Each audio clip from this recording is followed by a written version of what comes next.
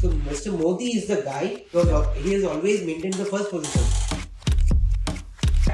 Chhattisgarh BJP में धमाका होगा. The results will be explosive. Somehow and somewhere tries to avoid media. He doesn't shun media. More or less, he likes to work like a curb lady. He first became the CM, then he became an MLA. Subtract the Modi factor, but Modi was a very great factor. He is a very good factor, and he will be the only factor for the coming 2024 polls.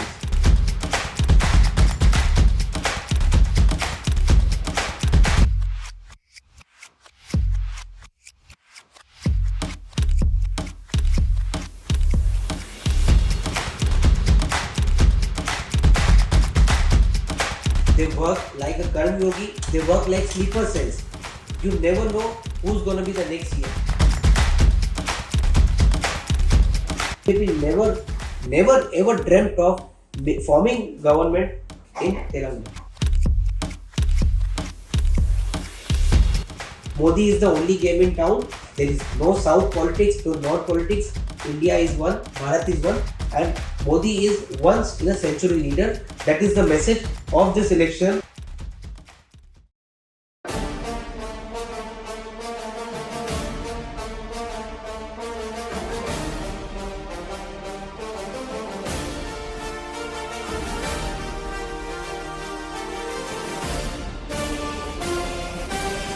Namaste and a very warm welcome to the Nationalist Madrasi. This is Intellectual Exchange with me, Sridhar Maraghavan.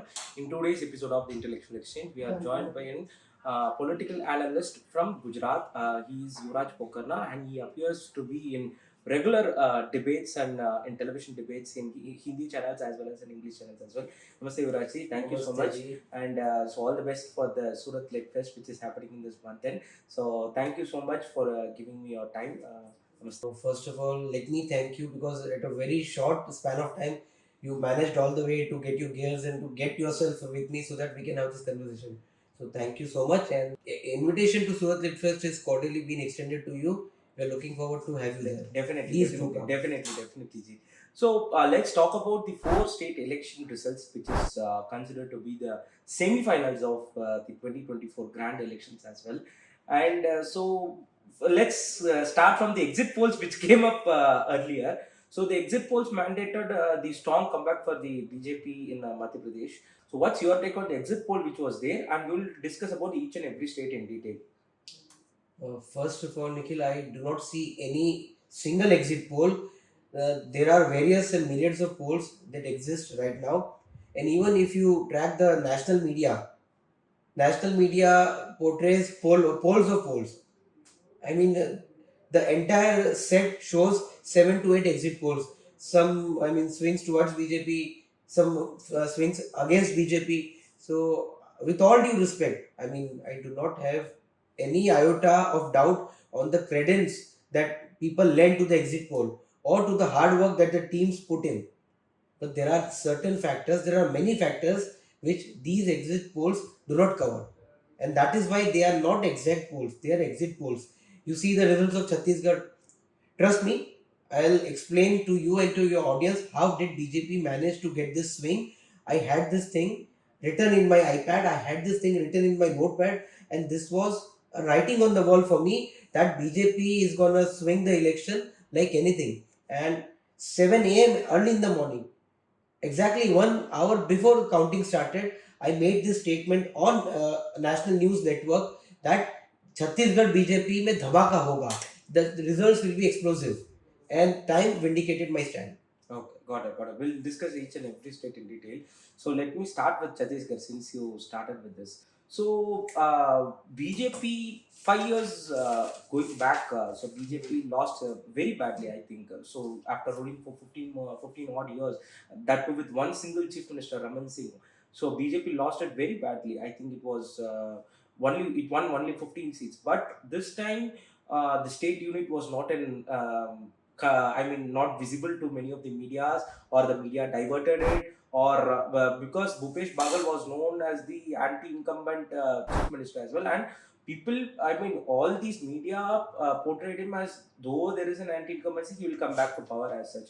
So how did Chhattisgarh BJP manage to do this, or how did the central unit taken the overall control of the Chhattisgarh BJP? First, Bhupesh Baghel is known to be a loudmouth, an aggressive character, and it is actually believing the very nature of the Chhattisgarhi people. Let me portray a brief sketch. Chhattisgarh is a small state. It has a population of somewhere around 2.02 or 2.03 crore. So it's a very small state. And 30% of the registered voters are STs. That means the tribals, what we call Vanvasi or Adivasi in Hindi. So it's a small state, tribal dominant state, and there are, I think, 52 registered tribes in Chhattisgarh. That, having said that, but these people are very much electorally active, and you can say they are very much electorally educated. Okay. I'll tell you why. Did you even see the voter turnout of Chhattisgarh? Despite a section of media, academia, liberals, and so-called English-speaking elites portray Chhattisgarh as a Bimaru state, a poor Gharib state, but still the voter turnout is 76%. That is way, way higher than many of the most of the Indian states, Exactly. so to speak. So that is one.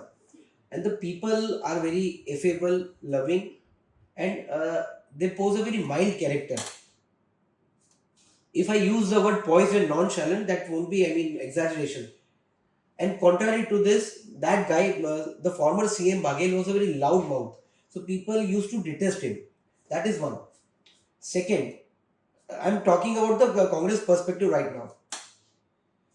Congress government led by Mr. Bhupesh Baghel was rife with a lot of corruption charges, starting from PDS, public distribution scam, to coal scam, to this Gobar, cow dung scam, to liquor scam. So there were a lot of scams. And to add cherry to the pie, there came the Mahadev betting app allegations on him. So that was one, the scam part. Second, under Congress's patronage, the tribal Bastar belt, Bastar belt consists of around about 12 seats, I guess, if I'm not mistaken. So the region saw a lot of proselytization activities by Christian missionaries. Okay. And of course, everybody knows it, and this is an open secret that Christian missionaries or Islamist jihadis have a free run under Congress's state patronage. Okay. So people were fed up like anything with them. Third, when all this was happening, the Hindutvavadi organizations that run under the larger rubric of Sangh Parivar, maybe they are aligned with Sangh, maybe they are affiliated with Sangh, or maybe they were independent people like you and me. But those guys were working on the ground against this conversion factory. I prefer to call it Ghar Wapsi or the reversion process. So somewhere it consolidated all the Hindus. Okay. It created a sense of Hindutva among the population of Chhattisgarh. And mind you, I said the population of Chhattisgarh, so I'm not discriminating against people. Hindus are Hindus for me, whether they be EBC, OBC, ST, SC. I said specifically, I underlined the term Hindus. So Hindu votes got consolidated. And if you discuss the larger rubric, there is a very popular data survey agency, Lokniti CSDS. As per their survey, in 2014, 37% of the Adivasis, that is the tribals, supported PM Modi. Okay. And this figure skyrocketed to 44% or somewhere 45% by 2019. So that means PM Modi has incessantly enjoyed the support of the tribals, and that is as per this data. When it comes to a lot of plethora of schemes launched by PM, the center, of course, tribals are a very crucial beneficiaries of all the schemes. That is one. The young voters, they do resonate with the brand Modi, and whether it is Chhattisgarh, Tamil Nadu, Gujarat, or any state of India, I hope you and your viewers will agree that almost 45 to 50% voters or the population comprise of the women. Exactly. Then there came the women reservation along with a lot of schemes, and let us not elaborate on the schemes for now because we still have Rajasthan, Madhya Pradesh to discuss. So I think we'll discuss this in the later segment. Okay. But this all created a cumulative effect and writing was clear on the wall, at least to me. Okay. I can't speak for the elites, Latvians political pundits, but this writing was clear to me, and I had something in my mind. If the BJP is going to make government, it is definitely going to get more than 45 to 50 seats. Okay. 45 is the that hallmark number, Half half a mark. But I was very much sure somewhere, with my fingers crossed, that it is going to get somewhere. I mean, I had a figure of tally of 60, but I'm disappointed with the current number. I had a number of 60 in my mind. Okay, got it. So that was Chhattisgarh as per my. So who saved the Chhattisgarh BJP? Either it is central unit or the PM Modi comprised central unit or the state unit which worked vigorously very hard due to this election. Which unit? Because like BJP state unit was not at all shown to this media, or very less people know about the BJP state unit as well.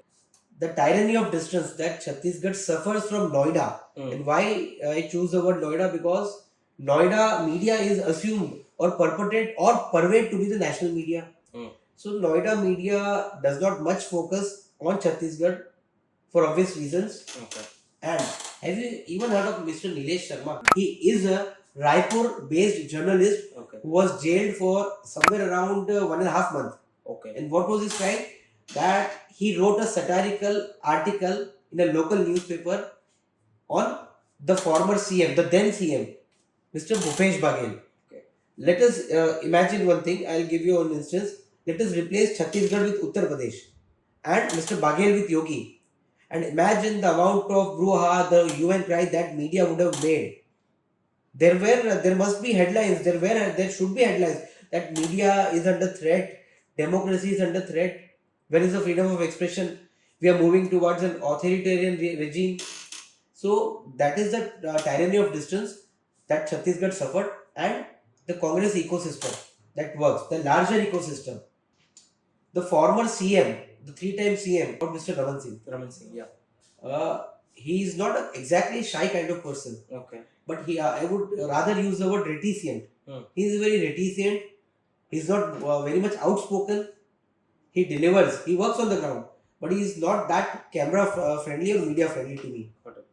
The way Yogi ji or Modi or Himanta has a media face, they have a popularity. Raman Singh believes the media.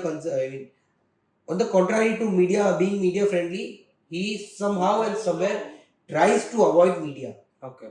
He doesn't shun media, but he more or less likes to work like a Karam Yogi. He's an educated doctor, so he likes to deliver. He likes to work on the ground. He does not have any national ambitions. He only works for the people of Chhattisgarh. Okay. So there might be good amount of reasons that he must be working. He might be working, and he was working, but media never cared to show him. Mr. Modi is a phenomenon. I've even wrote an article last year for the first post, the indomitable Modi Juggernaut. Okay. So I mean, he's invincible, and it's not about me. People may call me names. You may call me Modi Bhakt or something, but let us be objective. That is what my nature is about. I'm being very objective with numbers and data. Every data across caste, across religions, across sex, and leave aside India. Even if we speak about the global ratings, I mean, Mr. Modi has no competitor. He has no contender. He has always maintained the first position. So Mr. Modi is the guy who, when came to national polity, he first became the CM. Then he became an MLA. So I mean, it is all destined to be for him. Whenever he comes, the trumpets bugle before him, and people start showering all the blessings and garlands towards him. It is his destiny to govern, to rule, and to serve. So Modi factor. I will be a fool. You'll be a fool, or anybody for that matter will be a fool if we can discard or subtract the Modi factor. But Modi was a very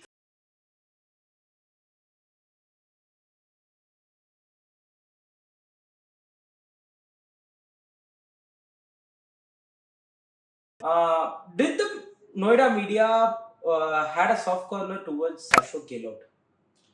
Let me give you an example of the Congress ecosystem. So, when we speak about the results, since the results to 4 states are already out, entire ecosystem is busy mollycoddling the Congress leadership. And when I say the leadership, I mean the de facto leaders, that is the Gandhi family.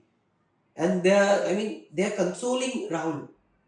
जो भी हुआ बहुत अच्छा हुआ. It is your victory. It is your victory. The South is ours. The South loves you. It is under the stewardship of Rahul Gandhi and the grand Bharat Jodo Yatra that BJP is defeated, is vanquished in South, and it is actually far from facts. But I'm just portraying what the Congress ecosystem is all about.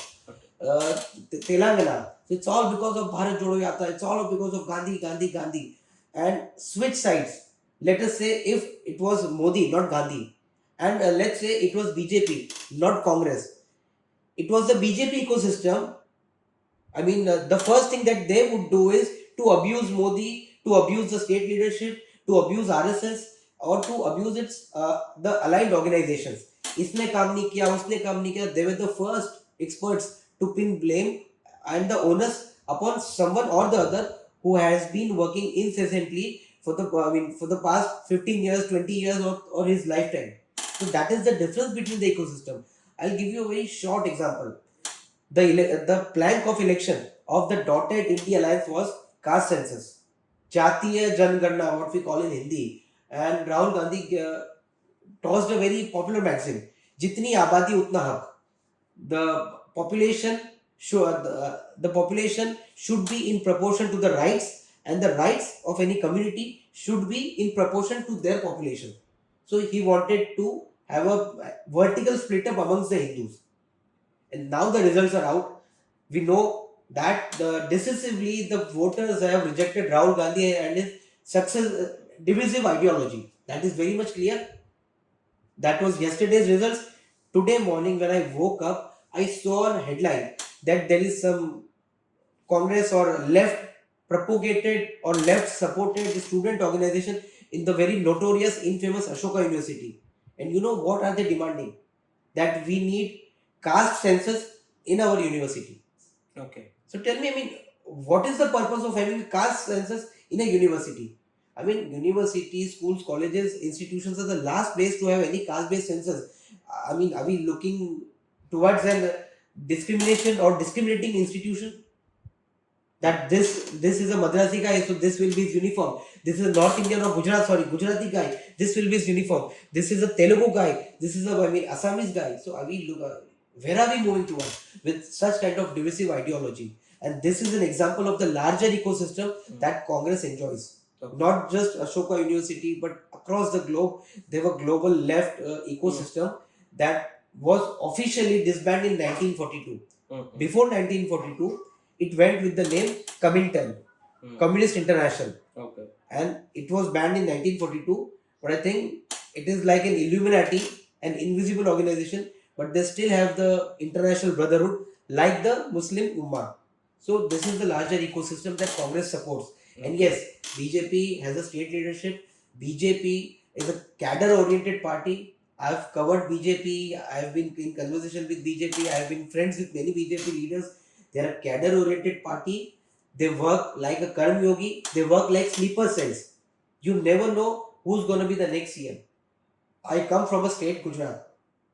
We never knew who's going to be the CM after Modi ji left us. But we had Anandiben Patel. After that, we had Mr. Rupani. And now we are being served by a very great politician, I won't use the term astute, but he's a very serving, he's a selfless politician, Mr. Bhupendra Patel. Prior to his assuming the chair, even I did not know about him. Because BJP, since is a cadre-oriented party inspired by RSS, so they only believe in completion of the work, in fruition of the work that is being assigned to them, period. No questions asked. And they work towards an ideology, for an ideology, with an ideology. BJP is not any person-oriented party. So it is not driven by any personality cult. So now let's come to the Madhya Pradesh. BJP has come back with a stronger mandate like it has had it in 2013, if I'm not wrong. The 165 seats have been repeated as well. So what made the BJP to win continuously as it is doing in Gujarat? And Madhya Pradesh is the another Gujarat we can say. No, not exactly. If I were to sum up the reason for BJP's landslide victory and the reason for Congress's downfall, the one word will be complacency. Okay. 6 months, I remember 6 months ago, back in March 2023, Congress was very much complacent Hmm. that they'll cash the anti-incumbency. Exactly. They were complacent that Exactly. they'll cash the anti-incumbency of the 18 years of BJP. Hmm. So the elections will be nothing but a piece of cakewalk for them. And BJP was somewhere complacent that we will get votes. And this complacent, I mean, I'm not talking about the top highest cadre. I'm not talking about even Mamaji Shivraj Chauhan. The cadre, the state cadre was complacent. That under the leadership of Mr. Dynamic, Mr. Modi, nobody, I mean, we are indefatigable, we are indomitable, and Modi Juggernaut will sweep away Madhya Pradesh polls like always. So why should we worry? So that was the reason they were very complacent. But things started to move at a very faster pace. And what transpired in the last 6 months, various survey agencies gave a red warning to the BJP that after a governance of 18 years, a very heavy anti-incumbency is culminating amongst the voters, and BJP cadre needs to galvanize as soon as possible. Okay. So that was more or less like a poke to the state unit. The moment they got this poke, they started galvanizing. People from the center were allotted to Madhya Pradesh. One of the very dynamic, well-read minister, a former IAS, Mr. Ashwini Vaishnav, was made in charge. I'm being told that Amit Shah ji was micromanaging each and everything from booth level Okay. to constituencies to assemblies. So, I mean, that is the best part about BJP. Even if you poke them, there is a very famous maxim in one of the old Bollywood movies, Anna 24 Ghante Chaukanna. Mm-hmm. So the moment they got the red flag, they were, eh, I mean, galvanized within 24 hours. That's what I'm being told. In 24 घंटे के अंदर they started landing to Madhya Pradesh, to Bhopal. They started making plans. They started taking all the maps. Who's the contender? Who's the competitor? Who's the current incumbent MLA? And as we were speaking about experiments in the previous section, did you notice that BJP fielded three union ministers? Central Minister Narendra Yes, Singh Tomar, three. Narendra Tomar, Prahlad Singh, Scindia as well. and Prahlad Patel. Yeah. And I'm sorry if I mean, I might have missed a few names, but there were, I think, to the best that I can recall, there were 9 member of parliament. Exactly. Including, Kailash Vijayvargiya. including 3 MPs. Mm. Kailash Vijayvargiya, let me correct you, was not a member of parliament. Mm.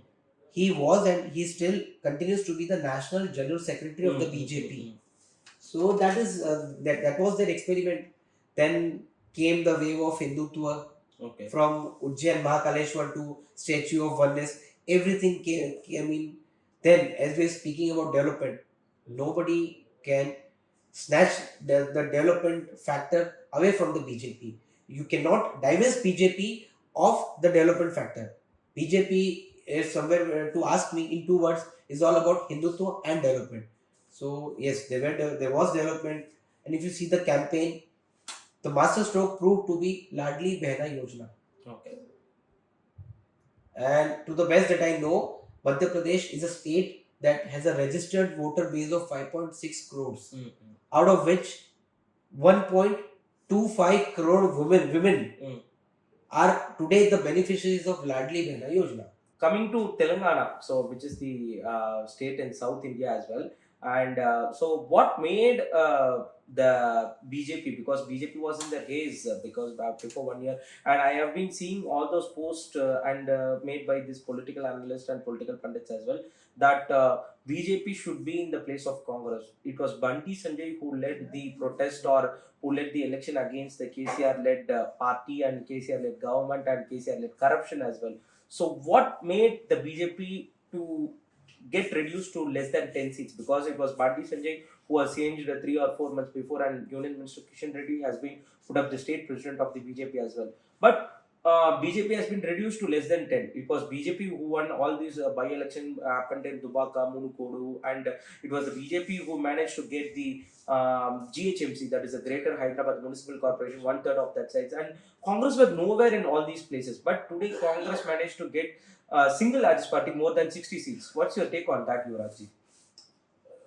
I have a counter take on that. When I speak about BJP or even RSS, and let me discern between these two, the RSS is not a political organization.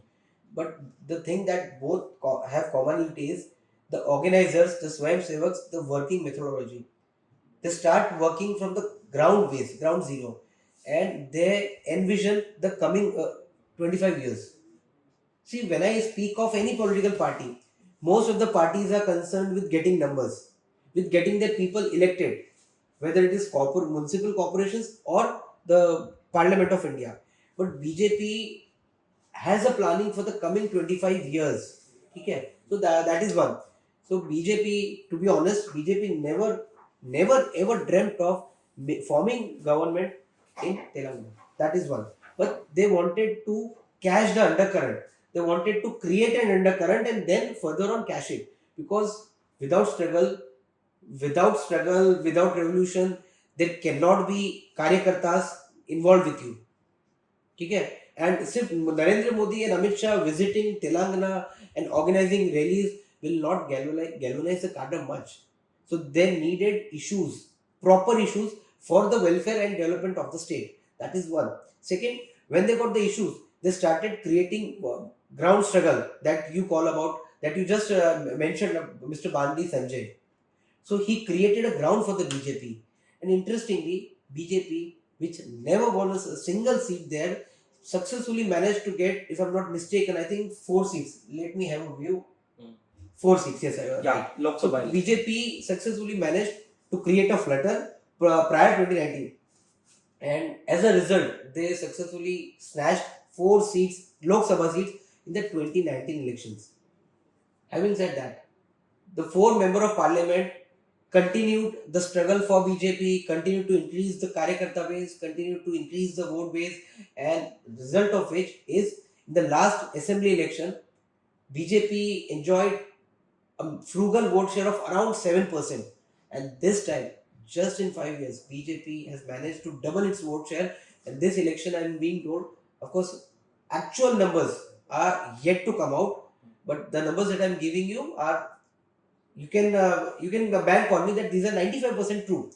The current vote share of BJP in Telangana is about 13.78. 14%. Approximately 14%. So BJP has doubled its vote Nearly share. doubled it. BJP has now 4 member of parliaments in Telangana. BJP has 9 MLAs in Telangana, and BJP enjoys a good amount of corporators in the GHMC that we spoke about recently. So yes, I see the interest of BJP in the bastion of South. Okay, sure. So I am very hopeful. And see, regarding the Congress that you asked, as I said at the onset that I prefer to have data and numbers with me. So Telangana has a registered voter base of 3.17 crores eligible to vote for the 119 seats. That is one. Telangana, if we hypothetically divide the state into 2 regions, which are of course the 2 zones electorally, North Telangana, South Telangana.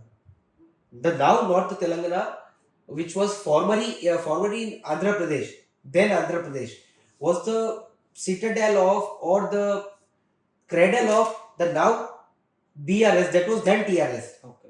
And TRS full form itself says Telangana Rashtra Samiti. So that TRS was akin to the movement created by Anna Andolan, Anna Hazare in North India, and the formation genesis of TRS lies in the fact that they wanted a separate state of Telangana to be separated, carved out from the then Andhra Pradesh. So northern Telangana is the bastion of BRS. But trust me, the numbers now are something else. The North Telangana, that was the bastion citadel that saw rampant violence in the region, contains 54 seats, and most of the seats are now transferred very sweetly, directly to Congress, just because of polarization. Every seat that Congress gained is a BRS seat, number one. And I have the data with me. It was nothing but a clear polarization and transfer of Muslim votes, because Muslims have a tendency, they have always enjoyed a veto, not since independence but before independence. Okay. I remember I'm a student of history and politics. In 1920, it somehow hit Mr. Jinnah that if we arm twist the British, that Muslims are a separate identity and we want a nation and we want special allowances for ourselves. They started arm twisting. They started, see, they have a tendency. They vandalize, they destruct on the roads. But padhe likhe, educated Muslims like Jinnah, they wear suit and tie, they come to news channels, they visit ministries, departments, offices, and they cry victim. That we are being victimized. And these are not my words. The founding father of our constitution, Mr. B.R. Ambedkar, has clearly in his book, Pakistan or the Partition of India, has termed this type of politics as the gunda or a mafia style of politics, Got it. Got it. wherein you stoop to vandalism at one end and cry victim at another. So, having said that, in Telangana, they saw that BRS somewhere was trying to woo Hindus with their soft Hindutva, and they wanted a pro-Muslim party. And who better than the Congress party, where the serving vice president of Congress said that we are a Muslim party? I'm talking about none less than Mr. Rahul Gandhi. Who better than the former PM Manmohan Singh, who said that the minorities, especially the Muslims, have the first right on the national resources of India. So they thought that let's arm twist Congress, let's have a deal with them. And I cannot recall the names of the three Muslim organizations. One is, I think, Jamiat Ulema Hind. They openly gave a call that every Muslim should get consolidated and vote for the Congress. Got it. Got it. So it's nothing but an arm twisting politics. It's more or less quid pro quo. You vote for us, and we'll serve you. Got it. Got it. So, what about what is the future for this BRS party or KCR or KTR? What is the future of them? I'm actually very wary of BRS and its bleaky future. I'll tell you why. Now that Congress has got a clear majority, thumping landslide majority in Telangana. So the main party, the number one party is INC. It's a national party. It's not a regional party. So where I see a very bleaky future for the BRS. And since INC is the big player, the big wig in Telangana, it is but obvious that although on papers in the assembly, the main opposition shall be BRS. Okay. But the main opposition for the INC will be the BJP. Okay. And anything that the Congress does, that the BJP Telangana unit differs or rebels, will be covered by the Noida media now. So again, it's a bipolar contest in Telangana. It will be BJP versus Congress, and we know that how the story ends. Wherever there is BJP versus Congress, how the story ends, we know it very clearly. So it is a blessing in disguise for BJP. Got it. So can we sum up this semi-finals that because 5 years down the lane, I think BJP lost all these three states. That is Rajasthan, Chhattisgarh, and Madhya Pradesh. All these three states BJP lost heavily. So, but it came back like a giant in the 2019 elections with a thumping majority of 303 seats in the Lok Sabha. So, what is the conclusion? Like, what kind of seats we are in up to for the 2024? Some are predicting 350 and some are predicting even 400. Some are predicting 300 plus. So, what's your take on that? And so, it is a done deal for 2024 or is there any chances for the dotted alliance? So, what's your take on that? Dotted alliance, as the name says, stays dotted indeed. It is nothing but a motley group of various parties. Those are fighting and rife with infighting, to be precise. And 2024 is a deal long done and dusted for the BJP by the greatest BJP leader that India saw, Narendra Modi ji. But if we speak about the major takeaways or giveaways of the election, I have a couple of points. The first is, what we saw is nothing but a Modi wave and tsunami, because in all the three states that BJP clenched, you won't see a fractured mandate. There's no hung assembly. It's all BJP and BJP. So that is one. Second is, we have seen Ladki Hu Lad Sakti Hu, the maxim propelled by none less than Mrs. Priyanka Gandhi in the Uttar Pradesh elections. But I think they have governments in three states. Himachal, now Telangana, then Chhattisgarh, and Karnataka now. So then three states, also now three states. Okay. So I don't remember even 3 women ministers in all these 3 states. So that was the shallow slogan of "Ladki hu lad sakti hu," but BJP has now shown that women voters are a force to be reckoned with now, and they are decisively with the BJP. Okay. And that is now a pan India movement. You can't say that this Hindi belt votes for the BJP. Even Karnataka, when there are 9 seats, women have voted for the BJP. So women voters are decisively with the BJP, and that is a pan India movement. That is my second thing. Third, people have shown that they are against the freebie culture, which is we call in Hindi the reverie culture. They are in for the good governance and welfareism. And just to brief you, just so that we are not digressing much, there's a slight difference between freebies and welfareism. When BJP gives Ladli Behna Yojana, so they set a certain capping that one has to be below poverty line, one has to have an income of certain amount like 1.25 lakh or below. So there is a certain capping. But mind you, it is across religious lines. It does not distinguishes or discriminates amongst religions, amongst caste, or amongst any sex. All it requires or wantons is that you should be below poverty line. So there is a capping for it. So that is welfareism, serving the needy, serving the poor. And on the contrary, when Arvind Kejriwal announces that every woman of Delhi will have a free pass in the Delhi buses or the Delhi metro, so that is freebie culture. When me or my mother or my wife or anybody from my family are in a position to afford certain things, let aside the metro tickets, we are in a position to afford many of the things that many of us cannot. Why give us frees? Why give us freebies? So this is the freebie culture, and which is detrimental to the exchequer. It is detrimental to the economy of the country. And these are not my words. RBI and the Supreme Court of India, right from 2013 to 2021, has castigated several governments. Got it. So that is one. So we are for the not for the freebies, but we are for the pro governance and welfareism. Next, BJP has managed to portray a message that they're very much capable of banking in the pro-incumbency and anti-incumbency. You see anti-incumbency in Rajasthan and in Chhattisgarh, and cashing the pro-incumbency in Madhya Pradesh. That is one. Second, the voter rate has rejected the caste ways or divisive politics of the dotted India alliance. They have voted across caste lines, because when I say across caste lines, the pivotal issue for the India alliance was OBC, not just OBCs, not just SCs, not just STs, not minorities. Every section of the society has voted for the BJP. Next, we have witnessed the calls for the decimation of Sanatan Dharma.